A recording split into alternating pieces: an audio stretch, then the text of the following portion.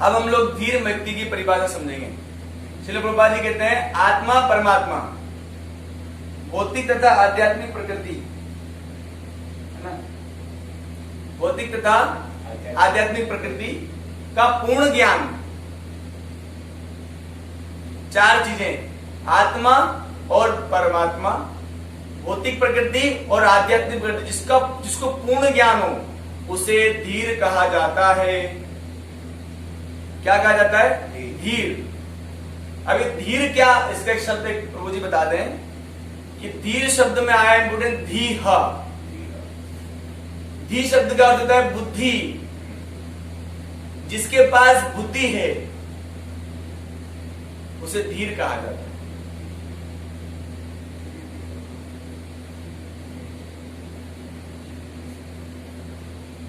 जिसके पास बुद्धि है उसे क्या कहा जाता है? धीर। अब आप पूछोगे उसके पास ये बुद्धि आई कहां से, है ना? कहां से आया बुद्धि उसके पास? तो भगवान कहते हैं यस मैं ही देता हूं। भगवान गीता में कहते हैं इस बात को, येषाम सतत युक्ता नाम, अध्याय 10 श्लोक संख्या 10, याद रखना चाहिए, अध्याय 10 श्लोक संख्या 10।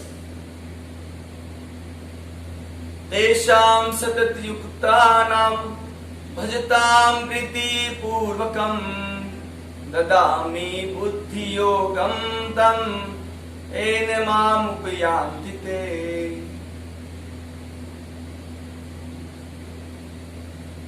जो लोग सतत युक्त रहते हैं मुझसे भक्ति में, उनको ददामी बुद्धि, मैं देता हूं अर्जुन, मैं देता हूं उनको बुद्धि, जिसके द्वारा वो मेरे पास आ सकते। अब आप प्रश्न पूछोगे कि प्रभु जी वो ऐसा सतत भक्ति कैसे कर पाते हैं? वो जो है ऐसा भक्ति कैसे कर पाते हैं? वो कर पाते हैं क्योंकि उन पर गुरु परंपरा की कृपा है। बिना गुरु परंपरा के हमारे अनर्थ दूर नहीं हो सकते, और अनर्थ दूर नहीं होंगे तो आसक्ति आ ही नहीं सकती भगवान में। और जब तक भगवान में आसक्ति नहीं होगी तब तक हम ये आदि भौतिक, आदि देविक और आदि आत्मिक कष्टों में ही मन को लगा के पटके रखते हैं। किसी ने कुछ कह दिया तो बस दिन भर वही घूम रहा है, कुछ बोल दिया, कुछ ईगो को टच कर दिया, मर गए, बेहोश हो गए, पड़े कहीं, बोले क्या हो गया, उसने ऐसे कह दिया। आदि भौतिक कष्ट में जीव का मन हमेशा अपने में व्यस्त रहता है। गर्मी बहुत पड़ रही है, तुम मरे जा रहे हैं, गर्मी गर्मी गर्मी, अरे कृष्ण कृष्ण बोलो।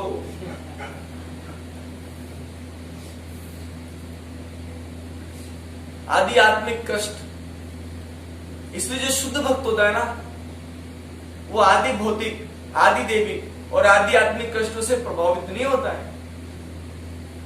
उसका चिंतन भगवान में लगा रहता है। अरे भाड़ में गए, भगवान ने से अपने मन को क्यों हटाऊं, क्यों हटाऊं भगवान से अपने मन को? क्या फायदा है? ये सड़ियल शरीर एक तो एक दिन खत्म हो जाएगा, मिट्टी का ढेर है। इस बकवास शरीर के लिए मैं भगवान को छोड़ रहा हूं, हटाओ। हटाना नहीं है भगवान से मन। कर पाता है क्योंकि उस पर गुरुजनों का आशीर्वाद है। अपने दम से नहीं हो सकता। अपने दम से तो थोड़ा भी नहीं बढ़ोगे। यस्य प्रसादात भगवत प्रसादो यस्य प्रसादात न गति। एक थोड़ी भी गति नहीं हुई आपकी, स्टार्टिंग में नहीं हो सकता। तो फिर इसके बाद भगवान श्लोक बोलते हैं 10.11 में, तेषाम अनुकंपार्थम अहम अज्ञानजन्तमा नाश्यामि आत्मभावस्तो ज्ञान दीपेन भास्वता। तेषाम अनुकंपा, उन पे अनुकंपा करता हूं और उनके हृदय में अज्ञान को खत्म कर देता हूं ज्ञान का दीपक जलाकर। यही तो अज्ञान ने अपने आप को भगवान से अलग सोचना, अपने आप को भगवान की सेवा में ना रख पाना, ये सब माया है। तो भगवान उनके हृदय में आते हैं और उनके अज्ञान को खत्म कर देते हैं। ये भगवान करते हैं, बुद्धि भगवान देते हैं। अब उन भक्तों की चर्चा करेंगे जो वास्तव में भगवान और गुरुजनों की कृपा प्राप्त कर पाए। पहला उदाहरण जड़ भरत जी।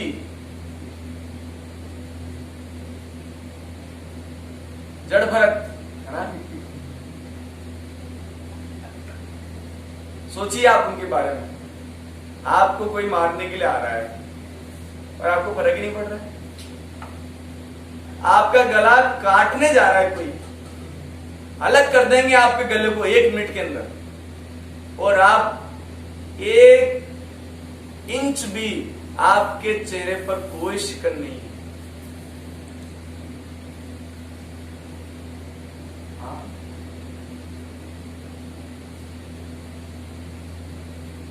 कैसे संभव है?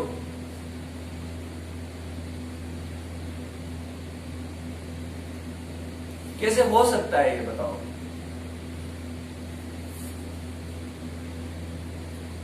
संभव है?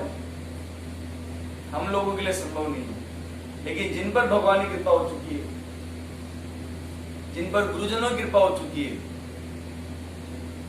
वो ऐसा कर सकते हैं। जड़भरत जी जब उपदेश देते राजा रघुगण तो बताते हैं उनको, राजा रघुगण को बोलते हैं कि महद पाद बिना रजोभिषेक। महद पाद जो है भगवान की शुद्ध भक्त है, उनकी कृपा, उनकी अनुकंपा, उनकी दया के बिना भक्ति में कोई प्रोग्रेस नहीं है। एक तो जड़ भरत जी का उदाहरण है ना। दूसरा उदाहरण है, एक बार चैतन्य महाप्रभु की लीला में ऐसा हुआ। चैतन्य महाप्रभु जी एक बार श्रीवास ठाकुर जी के कीर्तन कर रहे थे। श्री चैतन्य महाप्रभु खुद भगवान है भाई, कलयुग में अवतार लिया उन्होंने, कलयुग के लोगों को हरि नाम की शिक्षा देने के लिए, युग धर्म को स्थापित करने के लिए। तो श्रीवास ठाकुर जी को नाराज जी हैं, तो उनके यहाँ पर कीर्तन कर रहे थे।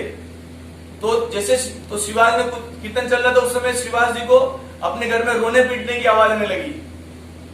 तो श्रीवास जी कीर्तन थोड़ा के बीच में, चैतन्य महाप्रभु कीर्तन कर रहे थे, श्रीवास ठाकुर अपना बाहर आए तो देखा वहां पर बहुत सारी लेडीज रो रही हैं, बहुत सारे रोना पीटना चल रहा है।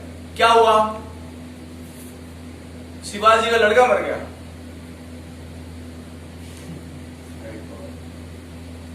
आप सोच के देखिए यार, हम होते तो क्या करते? हम भी रोना पीटना चालू कर देते। रोना पीटना करते हम, लड़का मर गया यार। जानते श्रीवास जी ने क्या कहा? कि श्रीवास जी ने कहा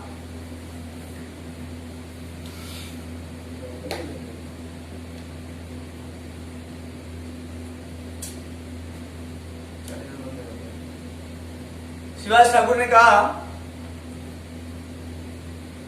कि ये सब रोना पीटना बंद करो, और अगर तुम रोना पीटना बंद नहीं करोगे तुम लोग, तो मैं अभी गंगा में जाके कूद के मर जाऊं।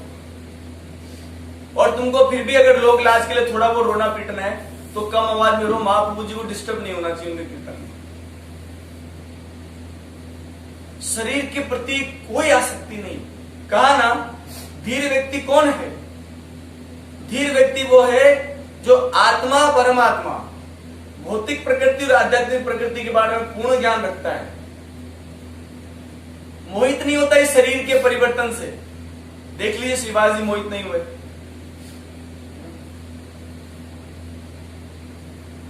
श्रीवास जी मोहित नहीं हुए, है ना? लड़का मर जाता है फिर भी मोहित नहीं हो रहे। और जब महाप्रभु जी को पता लगा कि श्रीवास जी का लड़का मर गया तो कीर्तन बंद करके आए और सब लोग रोड़े पीट रहे थे। तो महाप्रभु जी भगवान ने कहा, अरे लड़के क्यों रो रहा पड़ा हुआ, उठ कीर्तन कर। तो भगवान की बात भगवान क्या नहीं कर सकते?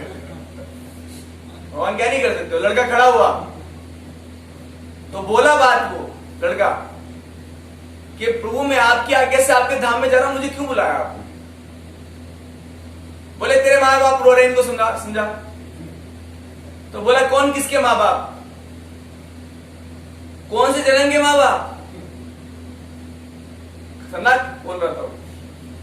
और जब उस बच्चे ने ये सब बातें बोली, ज्ञान की पूरी बातें, भगवत गीता का पूरा नॉलेज डाउनलोड कर दिया उनके, जब उन्होंने पूरा भगवत गीता के बारे में जानकारी की, आत्मा के सिद्धांत को बताया, तो सभी लोगों का एक साथ मोह दूर हो गया और सभी लोग भगवान के कीर्तन में शामिल हो गए। लेकिन श्रीवास जी को देखिए तो सही को, ऐसा उदाहरण दुनिया में कहीं नहीं मिलेगा। ये व्यक्ति है धीर,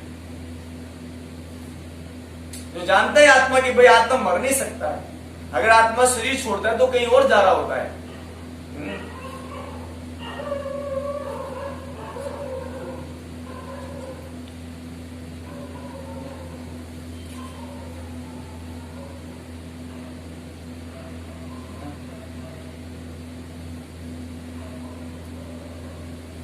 परीक्षित महाराज को देख लीजिए, उनको बोला आपकी मृत्यु आने वाली है। अब हम लोग होते तो क्या करते बताइए आप, या तो कहीं छुप जाते गुफा में, बोले सांप नहीं आ सकता है, अगर हम सक्षम नहीं है सांप को मारने में तो कहीं छुप जाते है ना, या फिर सांप को मरवाने का प्रयास करते हैं। लेकिन ये लोग जो महान संत होते हैं ना, वो जो धीर व्यक्ति होते हैं ना, वो इन सब फालतू चीजों में ध्यान नहीं देते, शरीर ये मरना, ये सब जन्म। इसे भगवान अर्जुन को भी तो बोल रहे हैं, भाई तू तो धीर, तू ऐसे क्यों सोच रहा है? अशोच्यान में सोचतम पर क्या वादांश भाष्य गदा सुना नानु सोचंती पंडिता। जो मर गया जिंदा हो गया इनके लिए परेशान हो रहा है कि कपड़े आज कल फटेंगे, मरेंगे, बदलेंगे कपड़े, तो इससे क्या हो जाएगा? लेकिन ये हमारे सुनने और बोलने से समझ में नहीं आएगा हमको। मैं कितना ही बोल लूं और आप कितना ही सुन लो, नहीं समझ में आ सकता जब तक हम पे कृपा नहीं गुरु परंपरा की। हम लोग मोहित होते रहेंगे। इस शरीर के मोह के कारण भी हमको बहुत सारी प्रॉब्लम होती है भक्ति में, हमको बहुत सारी प्रॉब्लम होती है। मैंने कहा ना आपको, कुछ कह दिया तो वही दिन में चल रहा है मन में। हम अपनी पहचान इस शरीर से करते हैं, अपनी पहचान मन से करते हैं, अपने अहंकार से करते हैं, अपनी पहचान भगवान से नहीं करते हैं कि मैं भगवान का अंश हूं। ये क्या, मैं कहां आ गया? अरे भगवान से अपनी तुलना करते हैं, अपने शरीर से करते हैं, तब फंसे हैं। भक्ति में बाधा भी है, इसलिए आत्म साक्षात्कार करने के लिए भरसक प्रयत्न करना चाहिए हमको, है ना? यही इस पूरे श्लोक का तात्पर्य है। देहिनोस्मिन् यथा देहे कुमारं यौवनं जरा तथा देहांतरं प्राप्ति धीर तत्र न मोहयति। जो धीर है वो मोह को प्राप्त है। बाकी सब मोहित हो रहे हैं, बाकी सब लोग क्या हो रहे हैं? मोहित, मरे पड़े रहते हैं। ये हो गया, वो हो गया, ये हो गया, वो हो गया। अरे भैया ये तो हो ही गई, तुम क्या स्पिरिचुअल वर्ल्ड में रहते हो क्या? तुम्हारा कुछ प्रॉब्लम नहीं होगा? हाँ, अगर इतना ही घबरा रहे हो कि मेरे को प्रॉब्लम नहीं हो, तो जल्दी से भक्ति करे, स्पिरिचुअल वर्ल्ड क्यों नहीं जाते? अपने आप को शुद्ध करो, भगवदान पक्का है आपका, है ना? हरे कृष्णा, प्रभुपाद की जय।